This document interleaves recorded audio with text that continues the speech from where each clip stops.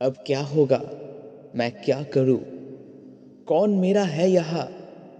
कौन मुझे बताएगा कि मैं कहाँ चल रहा हूँ? मैं सही हूँ या गलत हूँ?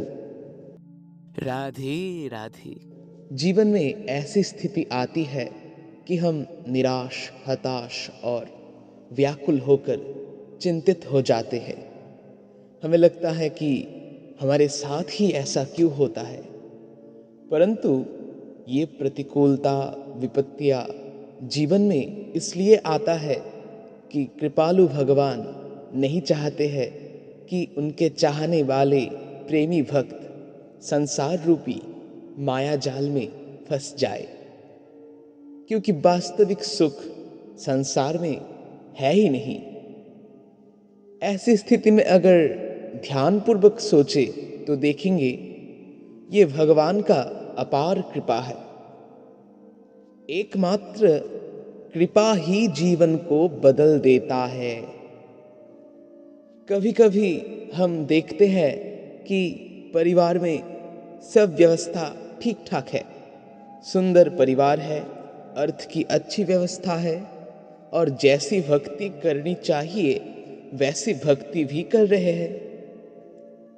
अब उसके ऊपर कृपा का उदय हो रहा है कि जिनके द्वारा परिवार में अर्थ की प्राप्ति होती थी, भगवान ने उनको अपने पास बुला लिया। अब संसार में उनका जो भी आश्रय था वो सब उनसे छूटते चला गया। अब ऐसी स्थिति में व्याकुल होकर हर वक्त रोते रहे, रो रो के भगवान से प्रार्थना करने लगे। और अब तो और कोई सहारा ना मिलकर अब वृंदावन धाम ही उनका एकमात्र आश्रय हो गया और व्याकुल होकर हर वक्त भजन परायण जीवन हो गया। बाहर से कोई भी अगर देखेगा तो लगेगा कि सब कुछ नाश हो गया, परंतु आंतरिक दृष्टि से देखोगे तो जान जाओगे कि परम मंगल हो गया है। भगवान ने ऐसा कृपा किया, ऐसा संभाल लिया कि अब कोई सहारा ही नहीं रहा, एकमात्र प्रभु बस। और तभी परमानंद में डूब सकते हो। प्रभु की कृपा ऐसे ही घेर लेते हैं भक्त को। अब मोह ममता में यही कृपा को कभी कभी दुख रूप में अनुभव हो सकता है, परंतु जब भगवान का कृपा का परिचय होगा तब भगवान का मधुर मधुर कृपा अनुभव करके केवल रोते रहोगे। इसलिए तुम विश्वास रखो, कभी निराश मत होना। जिस पर प्रभु कठिन परिस्थिति देते हैं उसके साथ हर पल रहते हैं। जब तुम्हें सब छोड़ रहे हो, प्रतिकूलता तुम्हें घेर रही हो, कठिन स्थिति तुम्हें घेर रही हो, तब तुम अनुभव करना वो हमेशा आपके पास ही है। प्रभु आपको हर वक्त संभाल रहा है, ये अनुभव करना। वो आपको भली भांति जानते हैं। ऐसी कठिन स्थिति में भगवान आपके साथ हर दम रहते हैं। गुरु, संत और शास्त्रवाणी के रूप में हृदय में उत्साह और बल प्रदान करते रहते हैं कि तुम एकदम मत डरना, मैं तुम्हारे साथ हूँ, मैं तुम्हारे पास ही हूँ। भगवान अपने भक्त को अपने हृदय में बैठा लेते हैं। जिसको जगत निराश करता है, हरि उसको अपना लेता है। फिर तो हमें ये सोचना चाहिए कि जय हो ऐसी दुख, निराशा और हताशा की।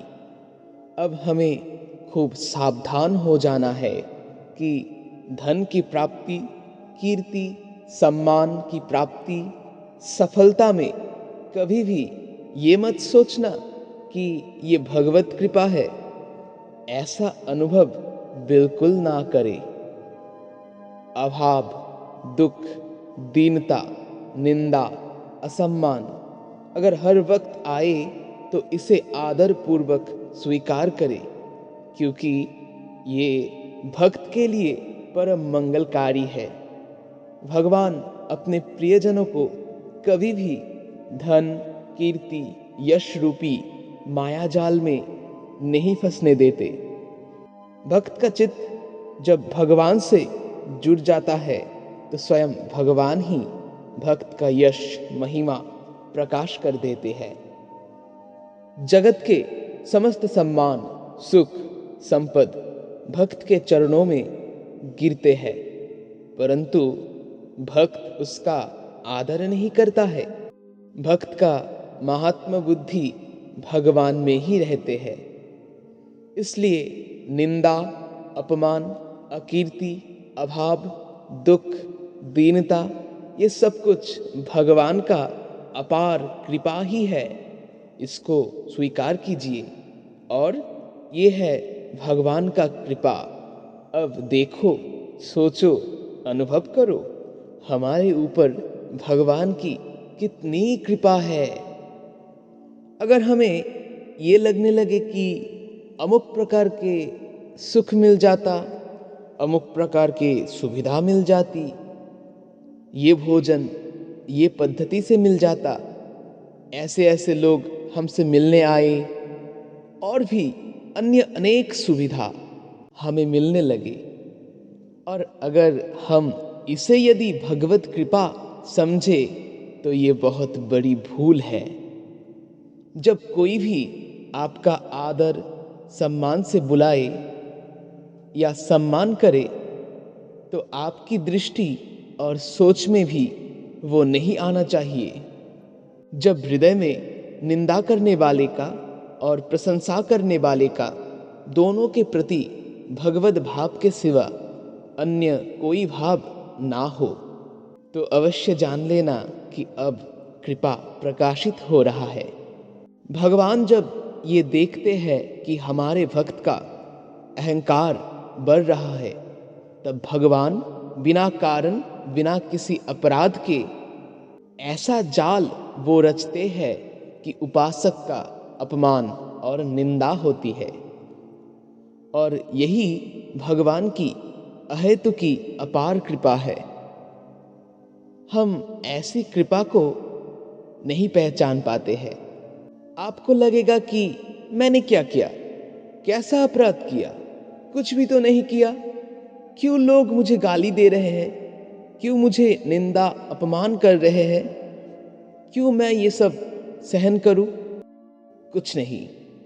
शांत होकर यही हमें सोचना चाहिए कि हमारा अहंकार बढ़ रहा था, इसलिए भगवान हमारे अहंकार नाश करने के लिए, हमें विशुद्ध निरहंकारी बनाने के लिए ये सब भगवान किया है।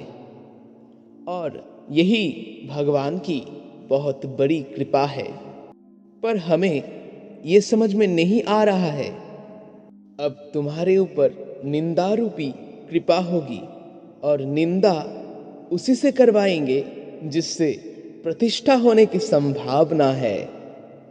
ऐसी विपत्तियां जब तुम्हें घेर ले तो जान लेना प्रभु तुमसे दूर नहीं है, बहुत नजदीक है। तुम्हें अवश्य भगवत प्राप्ति होने वाली है।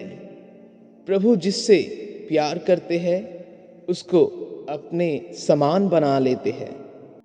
हम कृपा सिंधु भगवान की उस कृपा को ना समझकर हम समझते हैं कि भगवान अपनी कृपा हमसे हटा लिया है, इसलिए इतनी विपत्तियां हमारे जीवन में है। जब तक तिनके के बराबर भी आदर, सम्मान, यश, कीर्ति होगी, तब तक कृपालु हरि विपत्तियां, अपमान रूपी कृपा करते रहेंगे। इसलिए बहुत ध्यान पूर्वक, विवेक पूर्वक, मानसिक रूप से संसार में अपनापन हटा लो। संसार के व्यक्ति, पति, पत्नी ये पहले नहीं था, बाद में भी नहीं रहेगा। फिर तो इस संसार में जुड़ी विपत्तियां हमें क्या कर लेगा जब भगवान हमें अपनाना चाहे। अर्थात विपत्ति हमारे जीवन में इसलिए भगवान देते हैं कि भगवान नहीं चाहते हैं कि हम भगवान को भूलकर उनसे बिछड़ जाए। भगवान चाहते हैं कि मेरा भक्त हर वक्त मुझे लेकर व्यस्त हो, मुझ में ही समस्त चिंता, समस्त भार, सब कुछ अर्पण करे। यही भगवान का अभिप्राय है।